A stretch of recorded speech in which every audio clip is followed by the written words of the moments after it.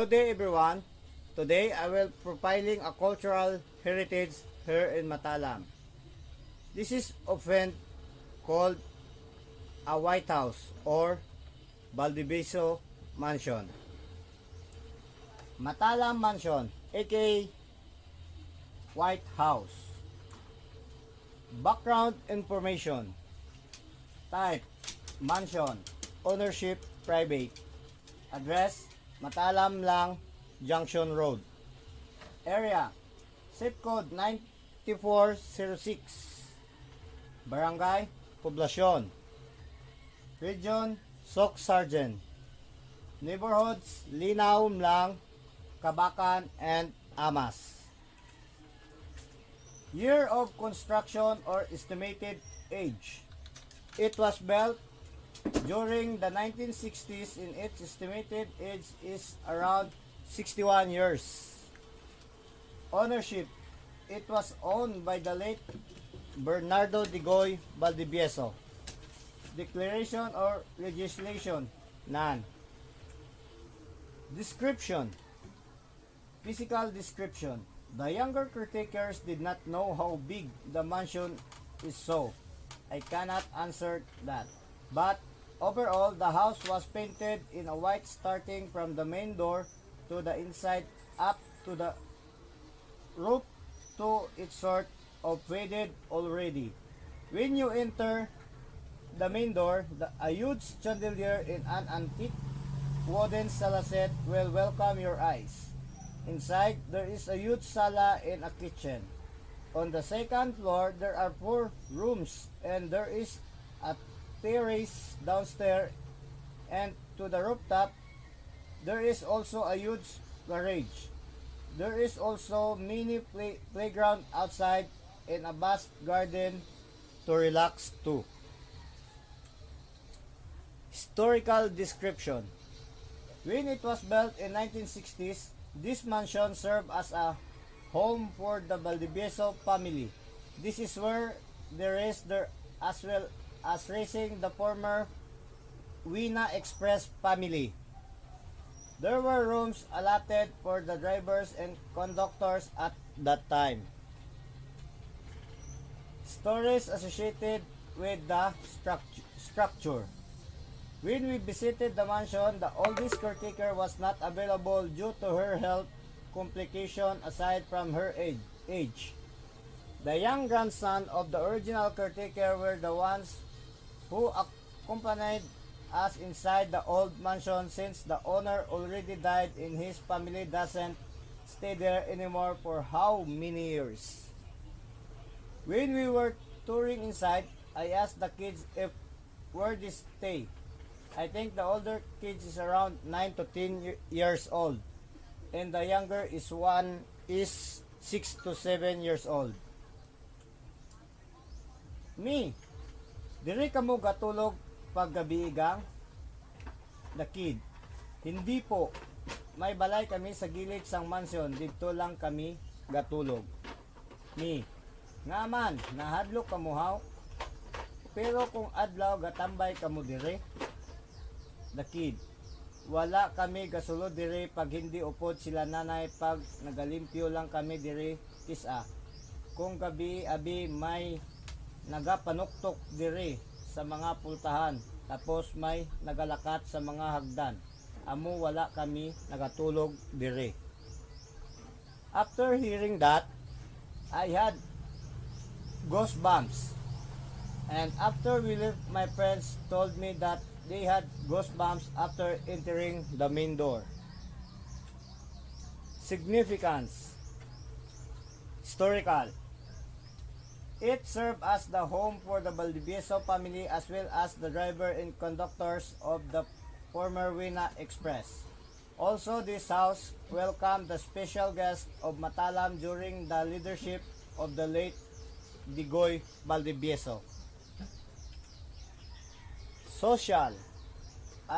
As I have mentioned, this is where important guests stayed before when they are invited to our municipality.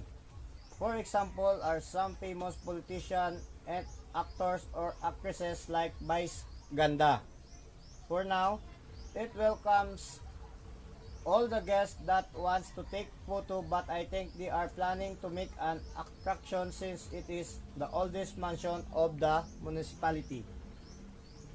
It is it it due to its beautiful structure, despite of its oldness, it is often called as the White House.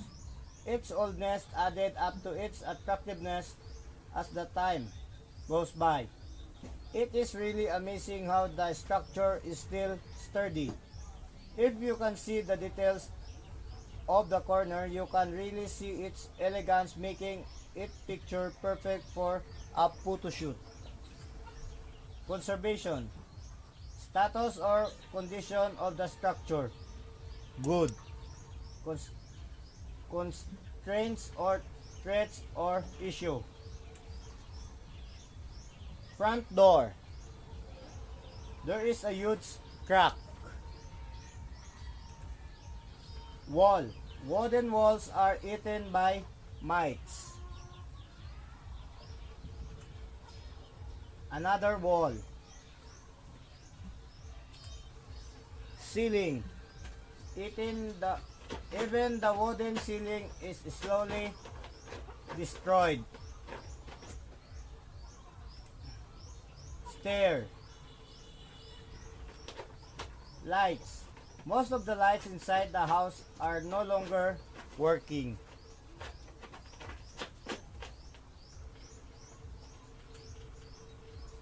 Conservation measures. The caretakers clean the entire house weekly, including the maintenance of the plants in the garden. List of the other heritage seen inside.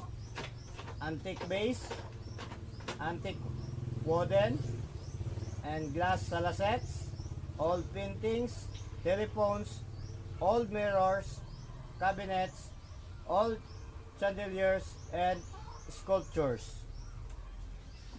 Left side of the main hall. Antique vases.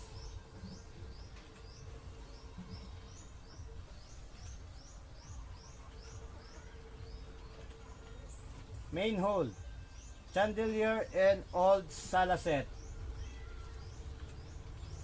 An old wooden glass and glass table. Old telephone. Old cabinet. A wooden deer sculpture. Old wooden table and mirror. Huge painting in an old sala set from the second floor. Acknowledgement. Thanks to the family of Mrs. Adelina Berdin for letting us take a tour inside the compound, and especially to her two grandsons for accompanying us inside the house.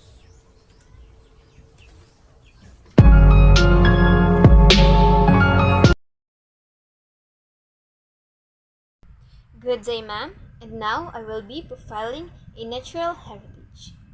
Natural heritage refers to natural features, formations, and delineate areas that constitute the habitats of threatened species of animals and plants, and natural sites of value from the point of view of science. Conservation of natural beauty. One example of a natural heritage is a waterfall. Name of the heritage: Matigal Falls. Background information: Subcategory: Waterfalls. Location: it is located at Sitio Inamong, Barangay Dato Ladayon, Arakan Valley, North Cotabato. Area: Matigal Falls is a 500 feet tall waterfalls. Ownership: the property is owned by Barangay Dato Ladayon. Description: the fall is known to many adrenaline geeks and outdoor gears for its beautiful view and landscape. One of its features is the gentle, calm, and cold water that's perfect for dipping after the long trek or hike. Stories associated with the water formation. Residents of Barangay Dato Ladayon says that Falls form through nature. Significance. There is a waterfall that remained hidden in a valley in North Cotabato. It is so majestic at its stunning beauty called the Matigal Falls. It is one of the trails to conquer, a spot for tourists who are looking for a new place to explore. Tourists will enjoy the breathtaking sceneries. Conservation. States of protection. As what local tourism and tour guide always remind tourists that don't leave any trash so that we can still preserve the place. Threats and issues. As one of the tourists who came in Matigal Falls, as what I have seen, the community and the place is so clean. The people there and the tourists maintain the cleanliness of the place. Conservation measures. The local tourism prevent exploitation. It is strictly forbidden to throw garbage and to cut down trees to keep the environment clean, preserved, and healthy.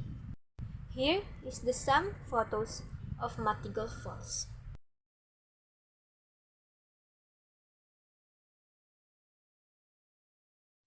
Acknowledgement. I would like to acknowledge to thank to the local tourism and tour guide who guide me and help me to conduct this survey by answering some of my questions.